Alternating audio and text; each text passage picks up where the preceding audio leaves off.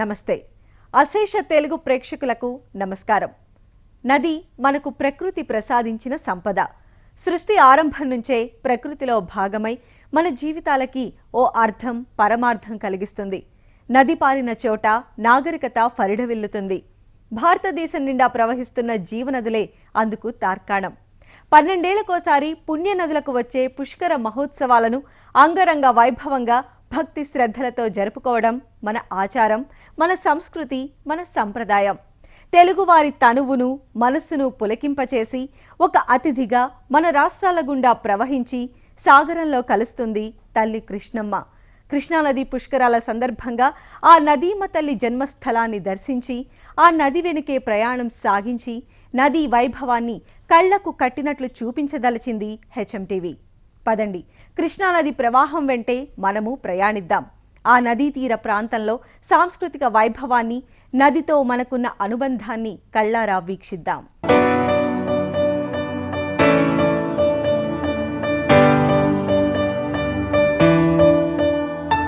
మహాబలేశ్వర స్వామి దగ్గరికి వెళ్ళి ఆయన దర్శనం చేసుకుని అక్కడ కృష్ణానది జన్మస్థానం, కృష్ణ పుట్టిన ప్లేస్, బర్త్ ప్లేస్, అలాగే కృష్ణానది గురించి ఇంకా వివరాలన్నీ తెలుసుకుందాం. పదండి వెళదాం.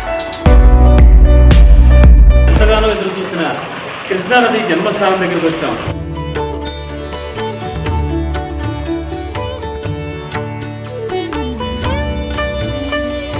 కృష్ణానది జన్మస్థానం, కృష్ణానది పుట్టిన ప్రదేశమైనటువంటి మహాబలేశ్వరం వద్ద గల మహాబలేశ్వర స్వామి ఎదురుగుండా ఉన్నాం. ఇదే పశ్చిమ క్రమలకి దరిదాపుల్లో దగ్గరలో ఉన్నటువంటి వాయి అనే ప్లేసులో ఉన్నాం. ఈ ధోత్రా పూలు కూడా ఖచ్చితంగా ప్రతిరోజు పూజల్లో ఉండాల్సిందే. కొల్హాపూర్ జిల్లా నుంచి పంచగంగ పరవళ్ళు తొక్కుతూ కూడా వస్తోంది. 2 నదీ సంగమ స్థానాలు చూస్తున్నాం.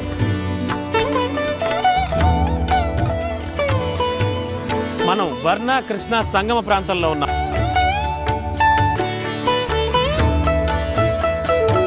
దూద్ గంగా దగ్గరికి వచ్చాం. మనం చూస్తోంది దూద్ గంగా.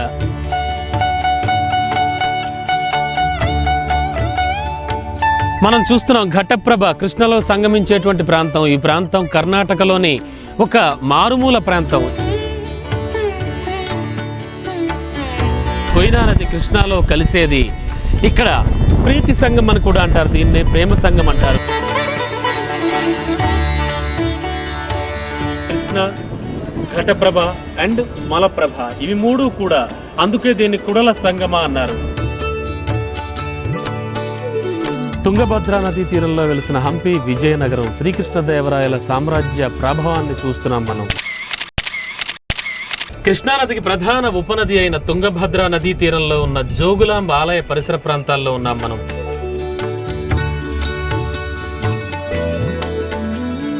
ప్రస్తుతానికి మనం భ్రమరాంబిక మల్లికార్జున స్వామి వార్ల దేవస్థానం శ్రీశైలంలో ఉన్నాం.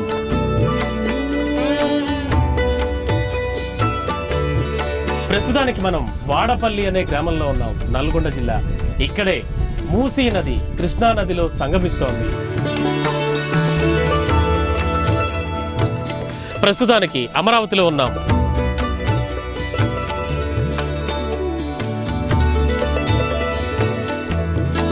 కృష్ణమ్మ పరుగులెడుతూ విజయవాడ చేరుకుంది. మనం ప్రస్తుతానికి ప్రకాశం బ్యారేజ్కి ఎదురుగుండా ఉన్నాం.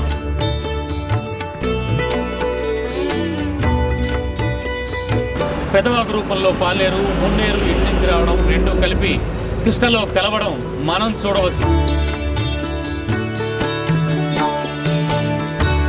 మనం వేదాద్రిలో ఉన్నాం. పంచముఖ లక్ష్మీ నరసింహ క్షేత్రం ఇది. కృష్ణమ్మ వడివడిగా అడుగులేస్తూ ప్రస్తుతానికి చూస్తున్నాం. సాగరుల్లో కలుస్తున్నటువంటి సుందర దృశ్యాలు మనకు కనిపిస్తున్నాయి.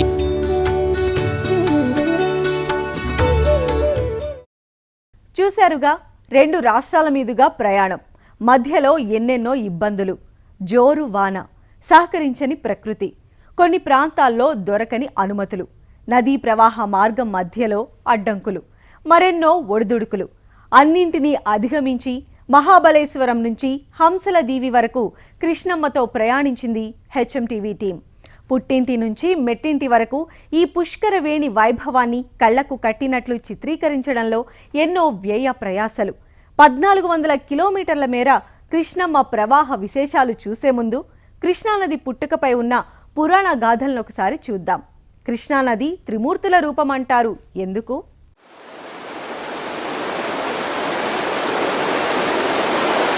నీరు ప్రాణకోటికి అత్యవసర వనరు, నిత్యవసర వనరు. జీవావరణానికి జలమే ప్రధానం. బ్రహ్మ నుంచి ఆకాశం, ఆకాశం నుంచి వాయువు, వాయువు నుంచి జలం, జలం నుంచి భూమి, భూమి నుంచి ఓషధులు, ఓషధుల నుంచి అన్నం, అన్నం నుంచి జీవుడు పుట్టేయన్నది ఆధ్యాత్మిక అవగాహన.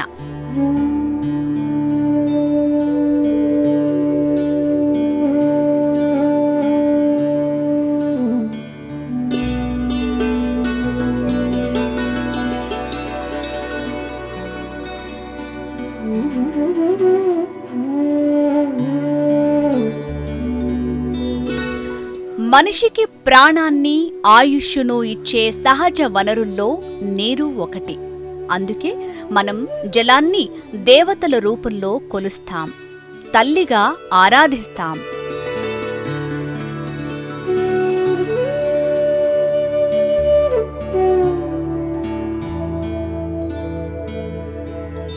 కృష్ణానది ఆవిర్భావం వెనుక ఎన్నో ఆసక్తికర పురాణ కథలున్నాయి.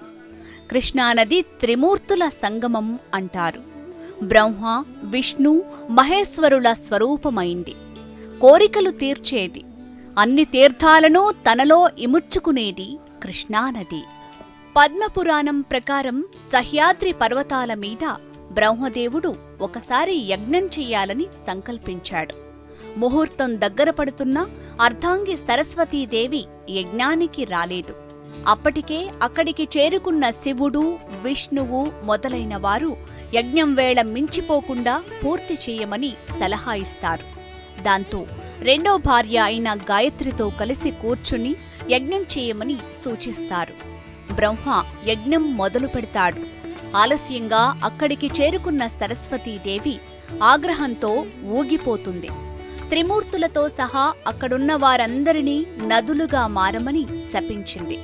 ఆ ప్రభావంతో విష్ణువు కృష్ణగా, శివుడు వేణిగా, బ్రహ్మ కకుద్మతిగా మారిపోతారు. కొంత దూరం ప్రవహించాక ఆ 3 నదులు ఒక్కటై కృష్ణవేణి నదిగా మైదానాల్లోకి ప్రవహించింది. అంటే కృష్ణానది 3 మూర్తుల సంగమం అన్నమాట. పావన కృష్ణవేణి ఆవిర్భావానికి సంబంధించి మరో కథ కూడా ఉంది. శ్రీకృష్ణుడు భూలోకాన్ని కాపు కాసేందుకు నదీ రూపంలో వచ్చాడంటారు. దేవదేవుడే స్త్రీమూర్తి రూపంలో కదిలి వస్తే ఆ అడుగే పావనమవుతుంది. అందుకే ఆకాశం నుంచి వచ్చిన జలధారను తనపై విశ్రమించమని కోరతాడు సహ్యాద్రి ఋషి. ఆ కథ ఏంటో ఇప్పుడు చూద్దాం. కృష్ణమ్మ తల్లిపై ఎన్నెన్నో కథలు. ఆ పావన నదీమ తల్లి కృష్ణుని రూపమేనంటారు. ప్రళయం తర్వాత భూలోకం అంతరించిపోయాక కొత్తగా సృష్టి ఆవిర్భావ సమయమది.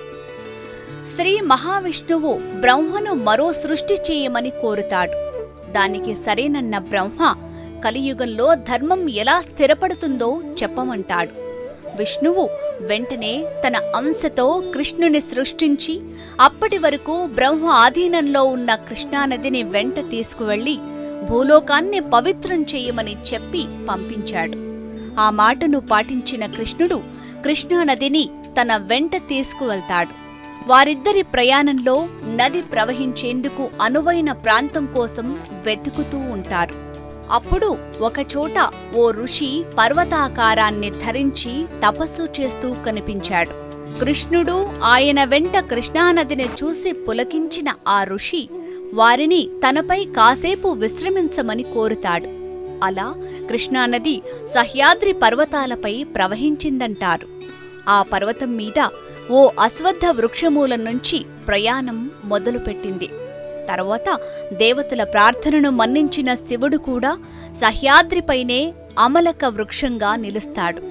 ఆ చెట్టు మూలం నుంచి బయలుదేరిన నీటిపాయ వేణి నది పేరుతో ప్రవహిస్తూ కృష్ణను చేరుతుంది. అందుకే కృష్ణానది అయ్యింది. విష్ణువు ఈశ్వరుడు సంగమించిన స్థలం కోటి తీర్థాలకు సమానమంటారు. శ్రీకృష్ణుడు భూమికి తెచ్చిన నది కాబట్టి దీనికి కృష్ణానది అని పేరొచ్చింది.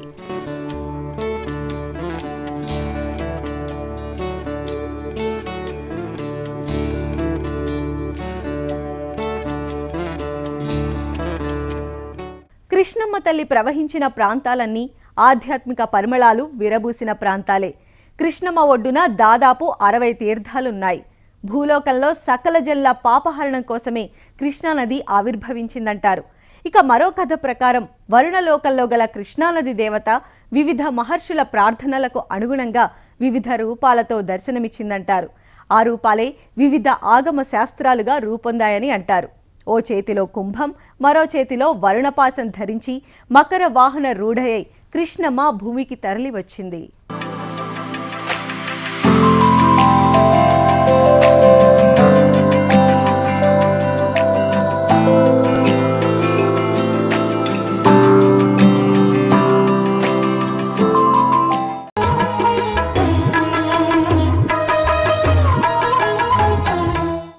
కృష్ణానది పుట్టుకపై ఎన్నెన్నో పురాణ కథలు.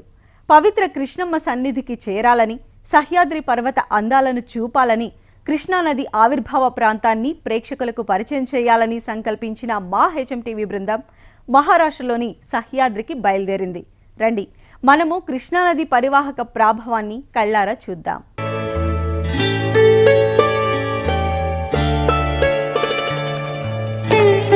కృష్ణానది ప్రవాహం అత్యంత వేగం. ఆ నదీమ తల్లి ప్రజలకు ఒనగూరుస్తున్న మేలు అనంతం. ఆ బిరబిరలను, ఆ జరిని ఒడిసి పట్టేందుకు, కృష్ణమ్మ జన్మస్థానాన్ని చూసి తరించేందుకు హైదరాబాద్ నుంచి బయలుదేరిన హెచ్ఎంటీవీ బృందం తన ప్రయాణాన్ని సాగించింది.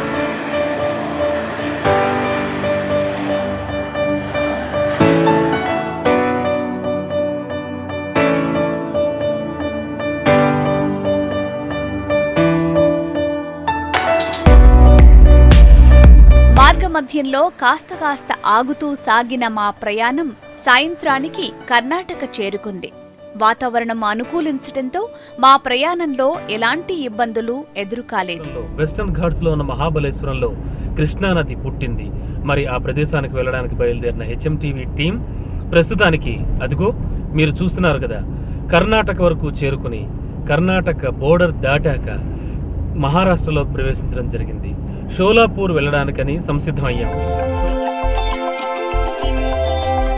మహారాష్ట్రలోకి అడుగు పెట్టేందుకు నేషనల్ హైవేపై 9 గంటల పాటు మా ప్రయాణం సాగింది.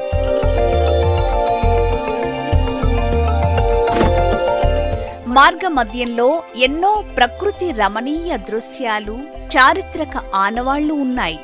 అందులో ఒకటి నల్దుర్గ్ ఖిల్లా. ఇది సుమారు 500 సంవత్సరాల క్రితం నాటిది. దీనిని పూర్వం నలమహారాజు నిర్మించాడంటారు. చాళుక్యుల కాలం నాటిది.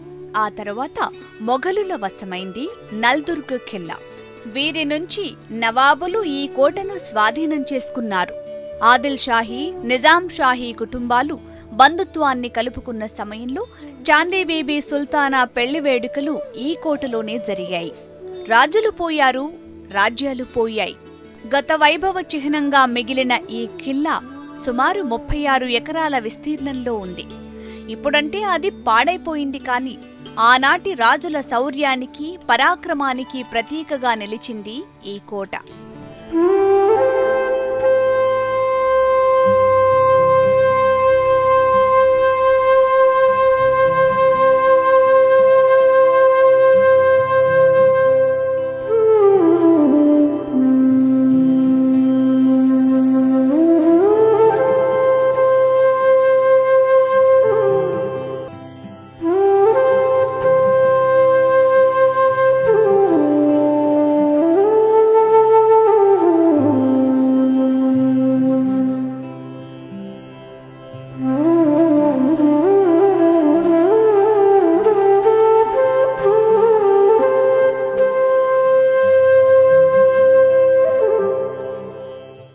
చూశారు కదా, నల్ దుర్గ్ ఖిల్లా అని చెప్పి ఈ ఖిల్లాకి పేరుట. ఇది వరకు ఒక 500-600 సంవత్సరాల క్రితం నుంచి ఇక్కడ ఈ విధంగా ఇది కొలువు తీరుందట. అప్పటి నుంచి కూడా ఆ ఖిల్లా అలా పాతబడుతూ వచ్చింది. బట్ పురాతన వస్తు శాఖ వాళ్ళ ఆధ్వర్యంలో అయితే ఉంది. వాళ్ళకి సంబంధించి ఇక్కడ అనేక విశేషాలు ఉన్నాయి, చాలా చాలా వింతలు విశేషాలు కూడా ఉన్నాయి ఇక్కడ అని చెప్పేసి ఇక్కడున్న స్థానికులు చెప్తున్నారు. మరి ఇక మనం నెక్స్ట్ మన యాత్రలో భాగంగా, మన జర్నీలో భాగంగా షోలాపూర్ వెళ్ళాలి, ఆ తర్వాత పండరీపూర్, ఆ తర్వాత మహాబలేశ్వర్, వెస్టర్న్ ఘాట్స్లో ఉన్న కృష్ణానది జన్మస్థానం దగ్గరికి వెళ్ళాలి. అక్కడికి వెళదాం పదండి.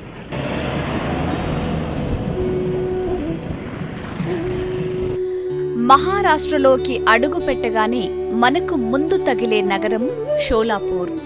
షోలాపూర్ అంటేనే చాలా మందికి చెప్పులు గుర్తొస్తాయి. అక్కడి చెప్పులకు ఎంతో డిమాండ్ ఉంది. కానీ అంతకన్నా ముందు మహారాష్ట్ర అంటే గుర్తొచ్చేవి వస్త్ర దుకాణాలు. ఇక్కడ ప్రత్యేకంగా నేసిన దుప్పట్లకు మంచి పేరుంది. దారి పొడవునా ఉన్న షాపులు మమ్మల్ని పలకరించాయి.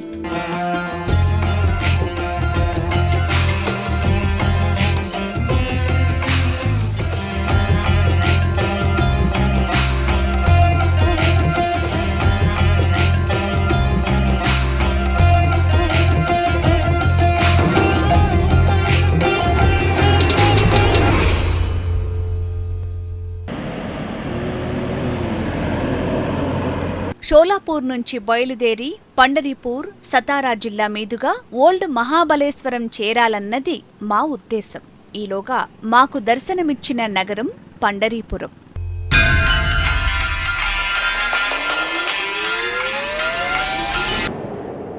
మహారాష్ట్రలోని చంద్రభాగ నదీ తీరం అంటే భీమా నదీ ప్రాంతంలో ఉన్నటువంటి ప్రముఖ పుణ్యక్షేత్రం పండరీపురం. పండరీపురంలోని శ్రీ పాండురంగ విఠలుడున్న ప్రాంతంలో ప్రస్తుతానికి మనం ఉన్నాం.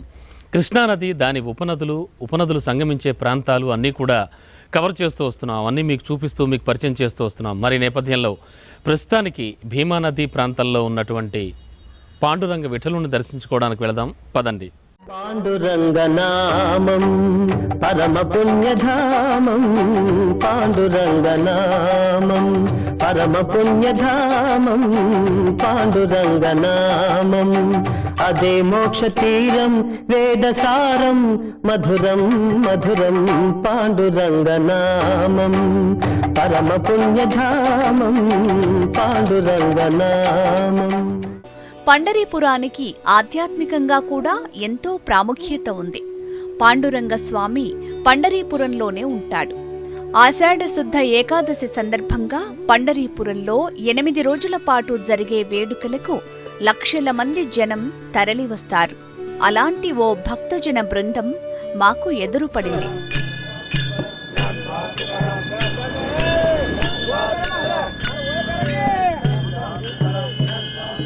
ఇక్కడి భక్తుల రక్షణ కోసం భద్రతా రీత్యా 5,000 మంది పోలీసులను మోహరిస్తారంటేనే ఈ ఉత్సవానికి ఎంత ప్రాధాన్యత ఉందో అర్థం చేసుకోవచ్చు.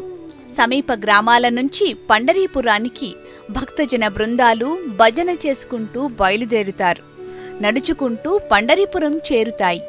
ఘన ఘన సుందరా కరుణారస మందిరా, ఘన ఘన సుందరా కరుణారస మందిరా, అది పిలుపో మేలు కొలుపో, నీ పిలుపో మేలు కొలుపో, అది మధుర మధుర మధురమోంకారమో,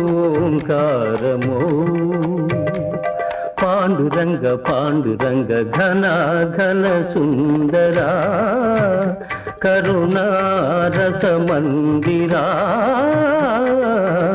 పండరీపురంలో ఆ పాండురంగని దర్శించుకున్నాం, పండరీనాథుణ్ణి దర్శించుకున్నాం.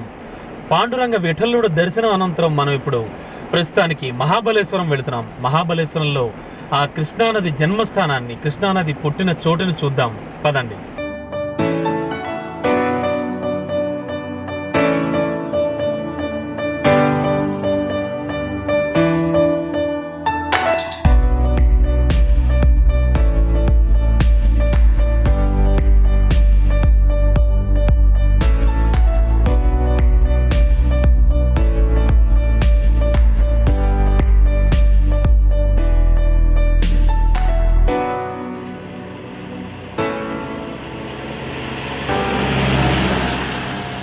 పండరీపూర్ నుంచి ఘాట్ రోడ్లో పైకి రావడం జరిగింది. మనం మహాబలేశ్వరం ఘాట్ రోడ్లో పైకి మహాబలేశ్వర స్వామి దగ్గరికి వెళుతున్నాం. మనం మహాబలేశ్వర విగ్రహం దగ్గరికి వెళుతున్నాం.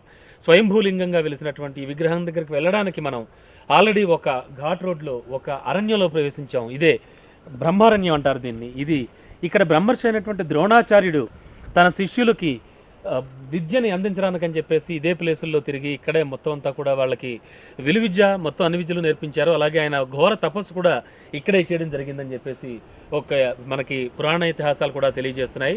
పాండవులంతా కూడా తిరిగినటువంటి ప్లేస్ ఈ బ్రహ్మారణ్యం. ఇక్కడే వీళ్ళంతా కూడా తిరిగి ఆ మహాబలేశ్వర స్వామిని దర్శించుకున్నారు.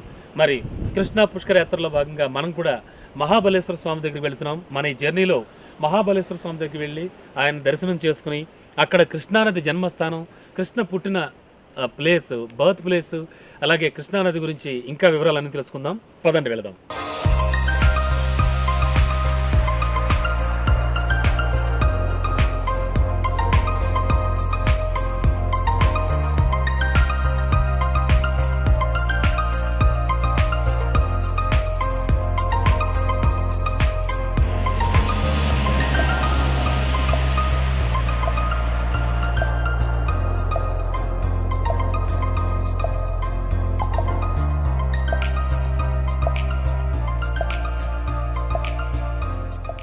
మహాబలేశ్వరంలో మనం బ్రహ్మారణ్యంలో ఉన్నాం. బ్రహ్మారణ్యంలో దొరికేటువంటి అనేక సుగంధ ద్రవ్యాలకు సంబంధించిన మొక్కలు కానీ అనేక రకరకాల మొక్కలతో కూడినటువంటి చెట్లు కూడా ఉంటూ ఉంటాయి. అయితే ఇక్కడ ముఖ్యంగా బాగా దొరికే ధోత్రా, ఈ ధోత్రా పూలనే, ఈ పూలతోనే స్వామివారికి నిత్యం పూజ.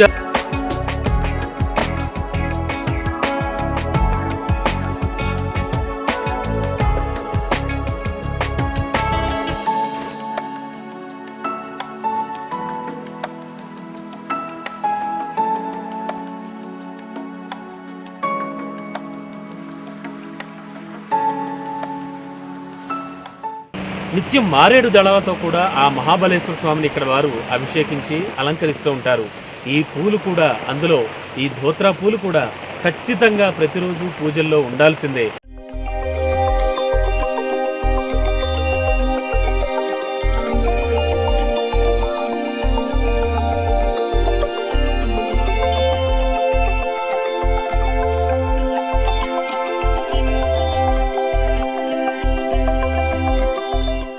HMTV అటు మహాబలేశ్వరం నుంచి టమసోడి వరకు ఉన్న పుణ్యక్షేత్రాన్ని కూడా సందర్శించడం,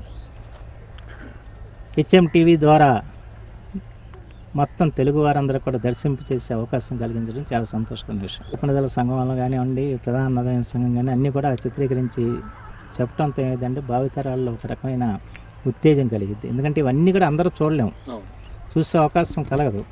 నేను కూడా కొన్నే చూసాను, మహాబలేశ్వరం చూస్తే కానీ ఇంకా మిగతా చూడలేదు. కనీసం వాటినన్నింటినీ కూడా మనం చూసే అవకాశం కలిగింది. అలాగే కృష్ణానది, లోయ, నాగరికత వైభవాన్ని కూడా మనం తెలుసుకునే ఆస్కారం కలిగింది. అలాగే ఈ పొరుగుతా ఉన్న పుణ్యక్షేత్రాలు ఎన్నో వేల సంవత్సరాల చరిత్ర కలిగి ఉన్నాయి. వాటన్నిటిని కూడా దర్శించడానికి ఆస్కారం ఏర్పడింది. దీనివల్ల చాలా మంచి ప్రయత్నం HMTV చేస్తుంది. అందుకు నేను హృదయపూర్వకంగా అభినందిస్తున్నాను. ప్రత్యేకించి జల సంరక్షణకి కృష్ణా పుష్కరాలు ఉపయోగపడాలి. నదులన్నీ చేరేది సాగరుడి ఒడి చెంతకే. తన ప్రవాహ మార్గాన్నంతా సుసంపన్నం చేస్తూ కడలిలో సంగమించేందుకు వడివడిగా ప్రవహిస్తున్న పావన కృష్ణానదిపై మరిన్ని విశేషాలు రేపటి ఎపిసోడ్లో తెలుసుకుందాం. అంతవరకు సెలవు, నమస్తే.